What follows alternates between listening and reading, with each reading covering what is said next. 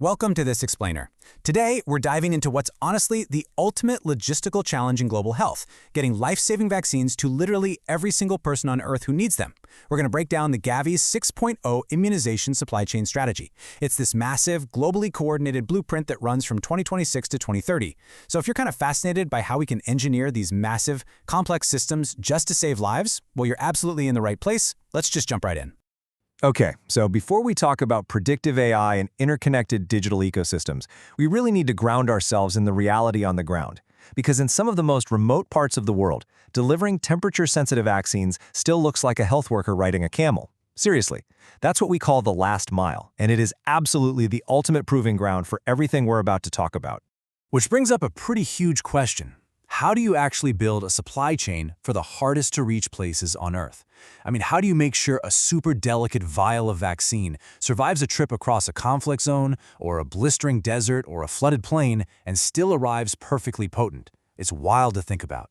It's not just about moving boxes around, it's about engineering total reliability in incredibly unpredictable environments. The physical, life-or-death stakes here are just massive.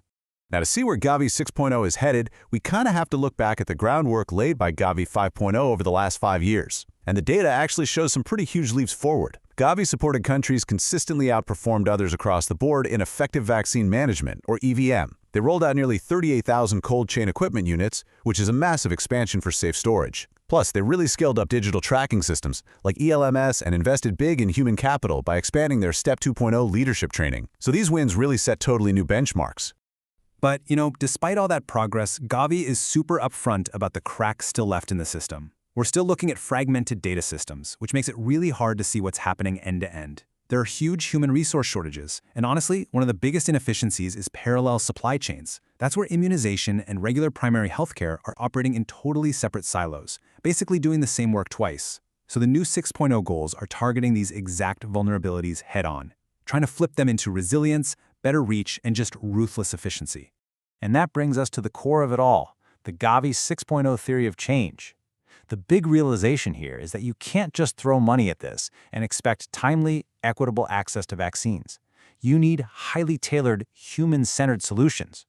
So instead of just having these isolated vertical vaccine pipelines, the vision is to create transformative, integrated health supply chains that actually boost equity across the entire primary healthcare landscape. Right, so to actually pull this off, Gavi put together this differentiation framework. It's based on a pretty straightforward idea. A one-size-fits-all approach? Yeah, that just doesn't work. You can't run a supply chain in a war zone the same way you do in a highly stable country. In fragile or conflict contexts, you really have to rely on external partners, temporary storage, sometimes even military help. Then, for transitioning nations, it's much more about collaborative planning and getting functional working groups together. And for high-performing nations, they're ready to hand over the reins to the government, start using AI predictive tools, and shift over to domestic funding. Okay, so to actually patch the leaks in this giant global pipeline, the whole 6.0 strategy is built on 5 strategic priorities. Think of them as the 5 main pillars holding this whole thing up. We've got strategic planning and governance, data visibility and use, fundamental infrastructure, supply chain optimization, and workforce development. Let's break down how each of these actually tightens up the system. So starting off with priority 1, this is really the bedrock of the whole thing: predictable financing and country ownership. The idea is to move away from relying on donors forever. We're talking about country-led, evidence-based planning, where governments actually step up their domestic financing for the long haul. It also puts a big focus on setting up functional national logistics working groups to keep everything on track. By making cost analysis a mandatory part of planning, countries can see exactly what it takes to run their supply chain sustainably. Moving on to priority 2. This is a massive shift toward digital ecosystems. Seriously, the days of keeping fragmented paper records in some isolated clinic are over. This strategy mandates that foundational digital systems like ELMIS and national health databases like DHIS2 actually talk to each other. It's all about interoperability. For the high performers, they're even bringing in AI and predictive analytics. The whole goal here is to stop guessing and start knowing, giving managers real-time, proactive visibility so they can spot a stockout before it even happens.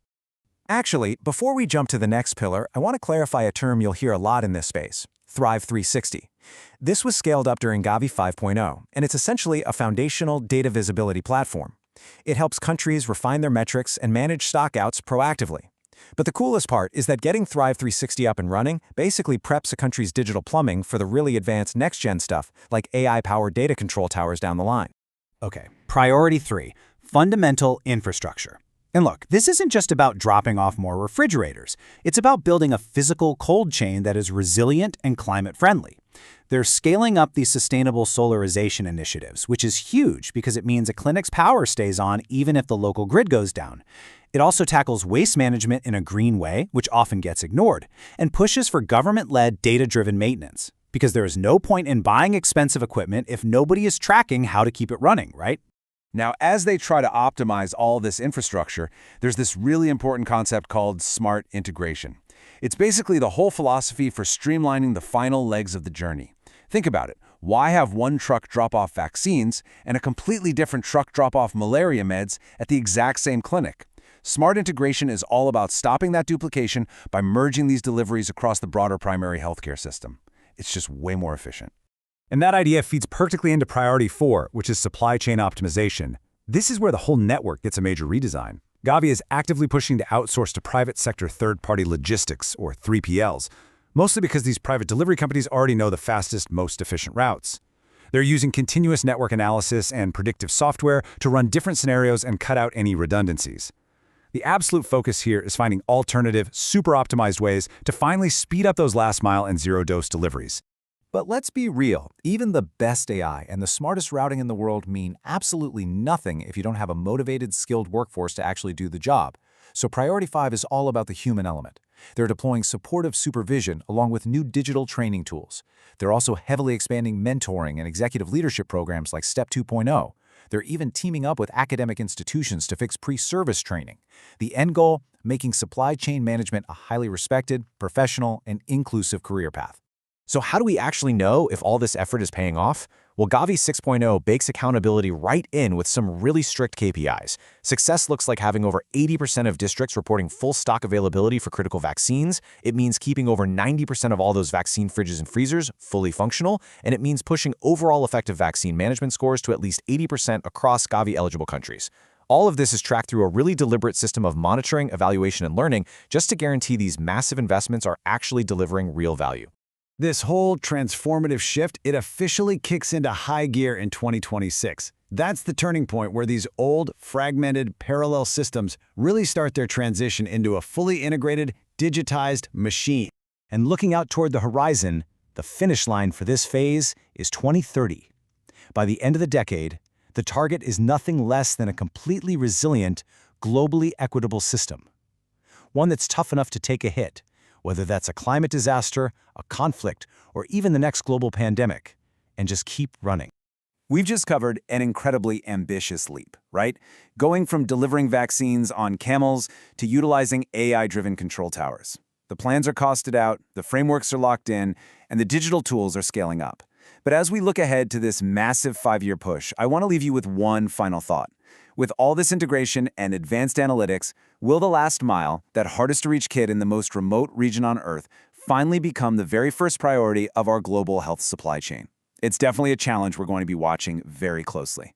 Thanks so much for joining me for this explainer.